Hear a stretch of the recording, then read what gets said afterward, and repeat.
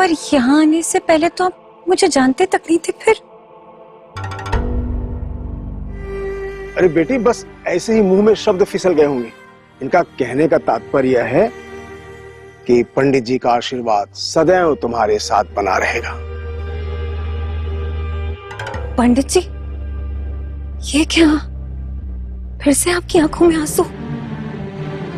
बेटी, अब रोना तो आएगा ही ना। जीवन में इन्होंने बहुत दुख झेला है, तो रोना तो स्वाभाविक है। क्यों? क्या हुआ है? आपका कोई अपना नहीं है?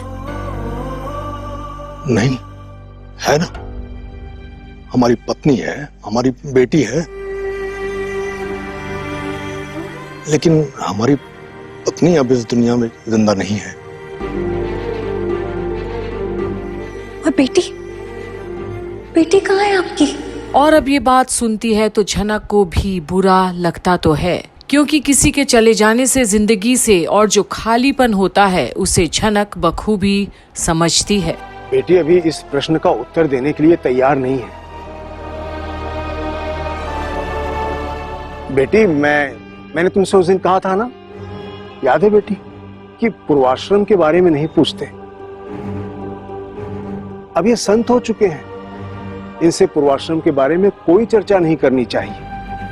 जब इनका मन होगा तभी अपनी पूरी कहानी तुम्हें विस्तार से बता देंगे। तब तक तुम्हें धीरज रखना होगा बेटी।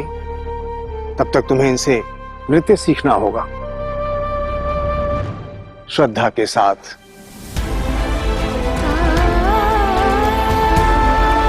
और एक बार फिर से झनक को वही करने का मौका मिल रहा है जो उसकी जीवन है, पहचान है, नृत्य।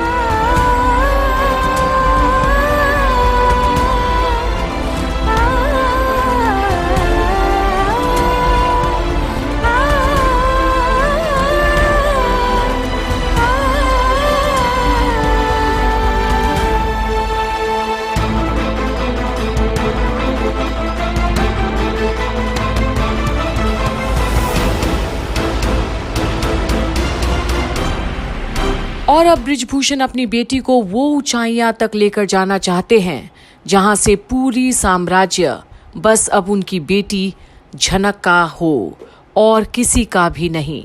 और अब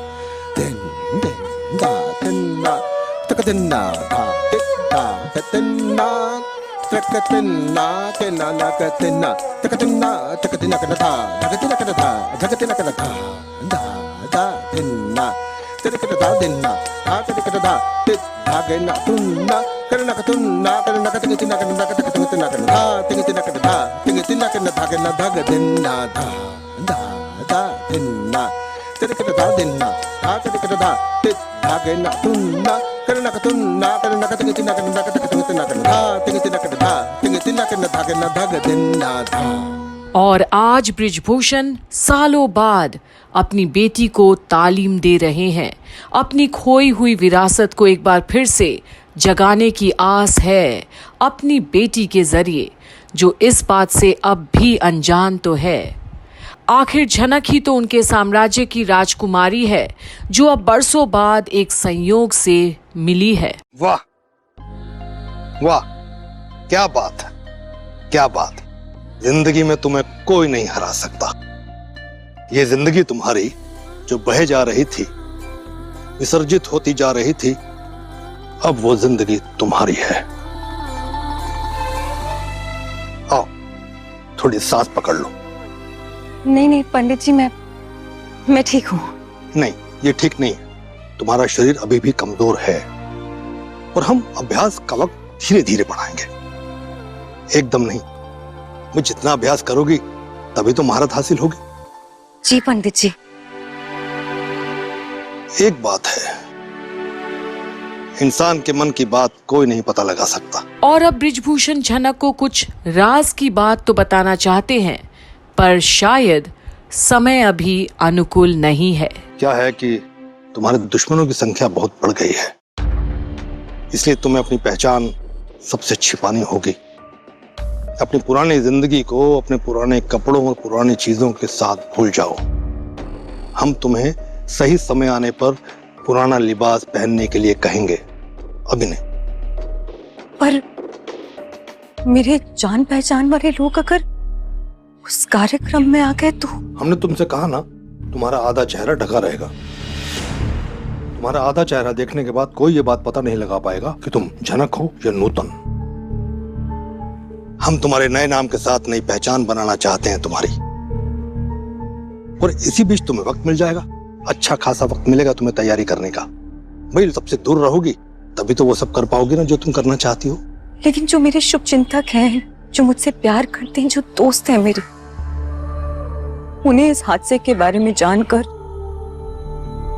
बहुत दुख हुआ होगा, वो खुश नहीं होंगे, और ये बात मैं जानती हूँ। हाँ। और अब झनक एक ऐसे रास्ते पर चलने जा रही है जिससे उसे वो सब करने का मौका मिलेगा जिसका इंतजार उसे सालों से था। अपने पिता का पहचान और अपने दुश्मनों का खात्मा, जो उसकी मां को दुख दिए थे। पर झनक दुखी भी है, पर उन्हें तो बहुत दुख होगा,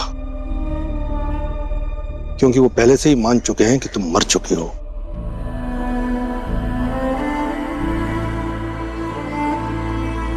लेकिन तुम उनके भरोसे को तोड़ो मत। जल्दी किस बात की है तुम्हें? अभी पूरी जिंदगी पड़ी है तुम्हारे पास। आराम से, आहिस्ता। जी पंडित जी, जैसा आप कहें। मुझे तो अंदाजा तक नहीं था कि आने के बाद मेरे साथ ऐसा कुछ हो जाएगा। और अब झनक शायद पूरी तरह से तैयार है वो रास्ते चलने के लिए जिसमें शायद उसकी भलाई ही होगी। पर उसके दिल में अब भी अनी तो बसता ही है, क्योंकि उसे पता है कि वो एक है जो उसका इंतजार जरूर कर रहा होगा। तो देखते रहिए आखिर आगे कैसे झनक और अनी क्या मिलेंगे दोबारा, वही नाम वही पहचान के साथ, या होगा कुछ और ही। बने रहिए कंप्लीट बॉलीवुड पर झनक की सारी अपडेट्स के लिए।